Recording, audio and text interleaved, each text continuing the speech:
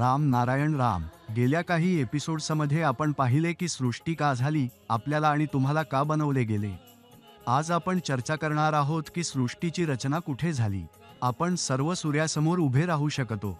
आपण आकाशामध्ये गोलाकार असलेले काहीतरी दिसू शकतो, जे आपल्याला आपल्या डोळ्यांनी दिसते. त्याचे तापमान आपल्याला अनुभवता येते.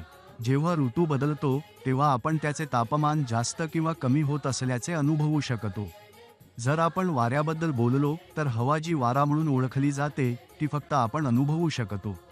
हवा आपण सूर्यासारखी पाहू शकत नाही, पण हो, ती आपण नक्कीच अनुभवू शकतो. पाण्याबद्दल बोलताना पाणी एक अशी गोष्ट आहे जी आपण जेव्हा त्याला एखाद्या आकारात ठेवतो तेव्हा ती त्याच आकारात रूपांतरित होते.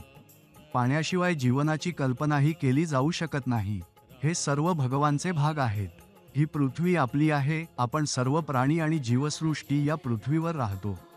झाडांच्या मुळा पृथ्वीच्या खाली दूरवर पसरलेल्या असतात आणि पृथ्वी त्यांना खूप प्रेमाने धरण ठेवते. इथे मोठमोठी इमारती बांधल्या जातात, उत्खनन केले जाते आणि सर्व काही पृथ्वी सहन करते. म्हणून हे सर्व भगवानचे भाग आहेत. सूर्य, पाणी, पृथ्वी आणि जल हे सर्व महाकाशातूनच निर्माण झाले आहेत, जसे की तारे आणि नक्षत्रे.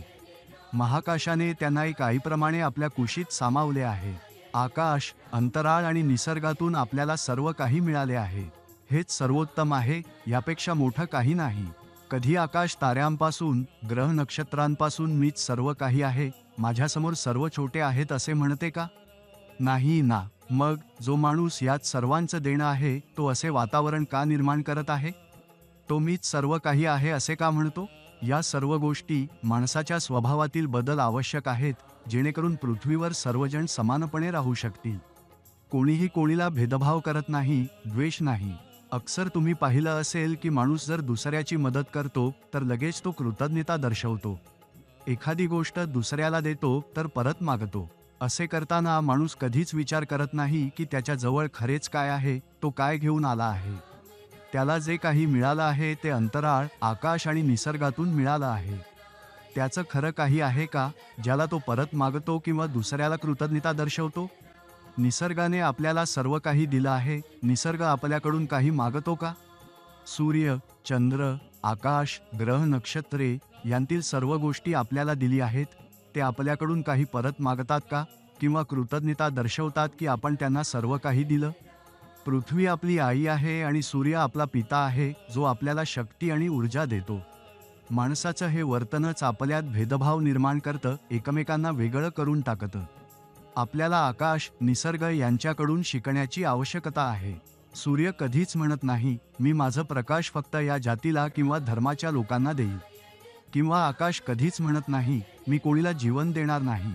ग्रह नक्षत्रे कधीच म्हणत नाहीत, आम्ही आपली ऊर्जा देणार नाही. हे माणूसच आहे जे आपल्यात अशा प्रकारचे वर्तन पसरवतात. आपल्याला हवं की आपण सूर्य, आकाश, ग्रह, नक्षत्रे यांना आदर्श मानून त्यांच्यासारखं वागावं, जेणेकरून पृथ्वीवर राहणाऱ्या माणसांमध्ये प्रेम आणि एकता निर्माण होईल. तुम्ही देखील तुमचा स्वभाव बदलू इच्छिता का? एक नियमाने जीवन जगू इच्छिता का? तर निस्संशयपणे तुम्हाला राम नारायण राम या मंत्राशी जुळवून घ्या. हेच तो बीज मंत्र आहे जो तुमच्या जीवनात सकारात्मक बदल आणतो.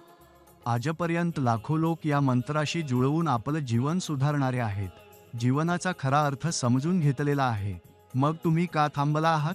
जेव्हा तुम्हाला वेळ मिळेल तेव्हा राम नारायण रामचा जप करा आणि जीवनाला यशाच्या दिशेने नेऊ द्या.